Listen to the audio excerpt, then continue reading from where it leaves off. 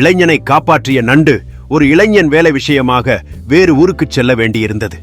புறப்படுவதற்கு முன் அவன் தன் தாயிடம் விடைபெற வீட்டிற்குச் சென்றான். அவனுடைய தாய் அவனிடம், நீ வேறு ஊருக்குச் செல்கிறாய் என்றால் உன்னுடன் ஒரு துணையை அழைத்துச் செல் என்று சொன்னாள். அதற்கு அந்த இளைஞன், என்னுடன் வருவதற்கு யாரும் இல்லை என்று பதிலளித்தான். இதை கேட்ட அவனுடைய தாய் ஒரு நண்டை பிடித்து ஒரு பானையில் போட்டு, இதை உன்னுடைய துணையாக அழைத்துச் செல் என்று சொன்னாள். அவனும் அதை தன்னுடன் எடுத்துச் சென்றான். வழியில் களைப்பாக உணர்ந்த அவன் ஒரு மரத்தடியில் ஓய்வெடுக்க நின்றான். நண்டு இருந்த பானையை தன் அருகில் வைத்துவிட்டு தூங்கிவிட்டான். அப்போது ஒரு நாகப்பாம்பு அந்த வழியாக வந்தது. அது அவனை தீண்டுவதற்காக அவனை நெருங்கியது. அந்த நேரத்தில் நண்டு பானையிலிருந்து வெளியே ஊர்ந்து வந்து நாகப்பாம்பை பார்த்து உடனடியாக அதை நெருங்கியது. பின்னர் அது தன் கொடுக்குகளால் அந்த பாம்பை பிடித்து கொன்றது. நீண்ட நேரத்திற்கு பிறகு அந்த இளைஞன் கண்விழித்து செத்து கிடந்த பாம்பை பார்த்து அதிர்ச்சியடைந்தான்.